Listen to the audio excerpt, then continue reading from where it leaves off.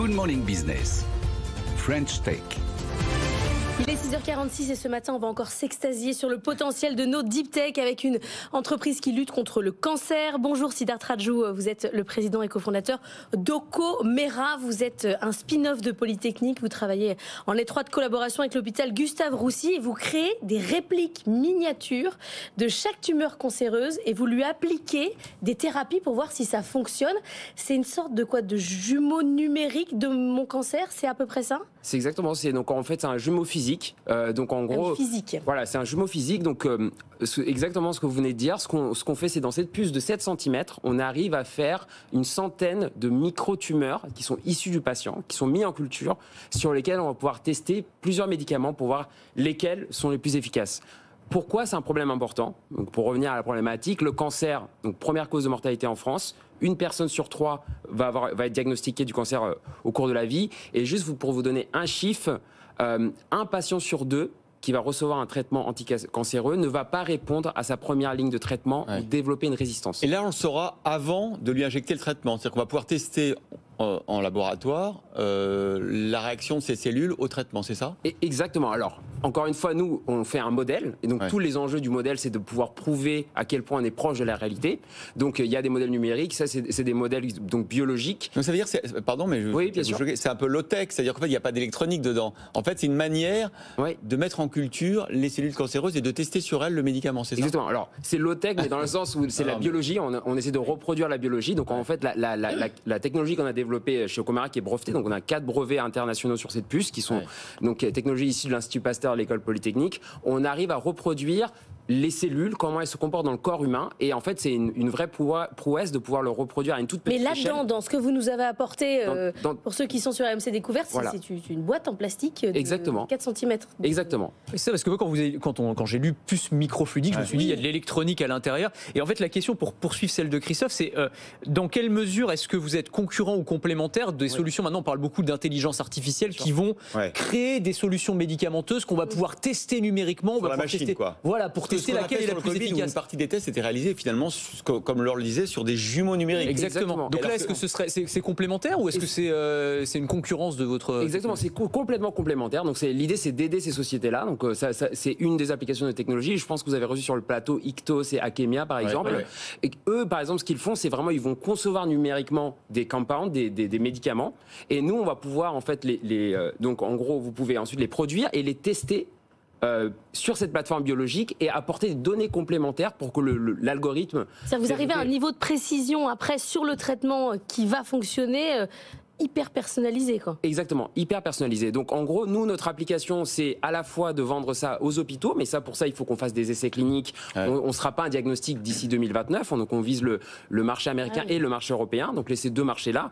Aujourd'hui, on travaille déjà avec la Big Pharma. Donc là, aujourd'hui, on ouvre, justement, grâce à cette levée de fonds, l'industrialisation de la machine. De quoi? De 10 millions d'euros. Exactement, on lève 10 millions d'euros, donc pour pouvoir travailler avec la Big Pharma, industrialiser ces technologies. Donc là, on est déjà une technologie qui est en train d'être utilisée par une Big Pharma, et l'objectif c'est d'en utiliser avec 3 pour pouvoir les aider à développer de nouveaux médicaments et donc vraiment que ce soit utilisé en Mais ça va suffire, 10 millions? C'est bien, c'est très bien, mais c'est petit comme montant quand on voit des montants stratosphériques, je sais pas, Miracle, Mistral AI, merci l'AI, ils prennent 240 millions, vous prenez 10 millions. Exactement, donc en gros pour nous c'est une première étape, on est beaucoup plus ambitieux que ça, donc nos concurrents américains ont levé entre 90 et 250 millions de dollars, donc pour vous dire les enjeux. Il faut dire aussi qu'en fait l'année dernière la FDA a ouvert la voie à l'utilisation de ces types de technologies qu'on appelle des organoïdes, c'est des mini-organes, donc en remplacement des données animales. Donc il y a beaucoup de sociétés pharmaceutiques qui investissent dans ce domaine. On est l'un des champions français et même européen. Donc on a un gros concurrent anglais qui a levé à peu près 20 millions d'euros récemment, un autre concurrent néerlandais qui a levé à peu près 45 millions d'euros. Donc au niveau Europe, on est assez bien placé, mais on commence la course pour être pas trop dépassé par les Américains. Mais Siddharth Raju, vous vivez entre Paris et la Californie. Pourquoi et effectivement, du coup, vous avez une vision sur ces deux industries pharmaceutiques européennes et américaines. Exactement. Est-ce que, on se pose toujours la question ici, est-ce que l'Europe donne suffisamment de moyens à ses talents? Est-ce que on est dans la course? Vous voyez les deux. Alors du coup, est-ce que un jour vous vivrez 100% Californie ou est-ce qu'on peut continuer à être européen? Non, l'objectif c'est vraiment d'avoir en France, je pense qu'on a des super ingénieurs. Donc moi-même je suis ingénieur français issu des grandes écoles françaises. Donc on garde la R&D en France, mais bien évidemment l'industrie pharma en termes de nombre de sociétés pharmaceutiques qui ont leur siège aux États-Unis sont énorme. Ouais. Je pense qu'il n'y a même pas besoin de faire un dessin. Vous êtes rapproché de vos clients en allant là-bas. Voilà, exactement. Ouais. Donc vous voyez même des boîtes comme Hawkin, etc., qui sont des licornes françaises, sont tous aux États-Unis. Ça ne veut pas dire qu'il n'y a pas des acteurs en France. En France, on a bien sûr Sanofi, on a Servier, on a ces acteurs-là. Mais la grande majorité des sociétés pharmaceutiques sont aux États-Unis et il y a d'autres acteurs au Japon, en Asie, bien sûr, qui sera un marché qu'on adressera sûrement plus tard. Mais cette raison, pour nous, c'est extrêmement important pour pouvoir promouvoir l'excellence française, que ce soit utilisé par nos utilisateurs qui sont la plupart aux États-Unis. Bon, ouais. Non, mais j'allais faire le lien avec la loi immigration, promouvoir l'excellence française, faire venir les talents du monde entier travailler chez nous. On a une loi immigration votée hier à l'Assemblée nationale qui dit qu'on va demander des cautions à nos étudiants étrangers pour venir chez nous.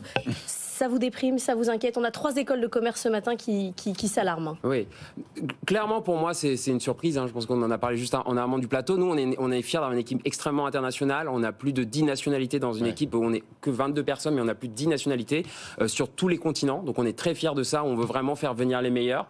Donc bien sûr, nous on est, j'espère être un des exemples pour montrer qu'en fait la diversité niveau mondial et l'excellence scientifique permet aussi in fine donc profite à la France parce que au final, on contribue à créer de la valeur en France, des emplois et des technologies.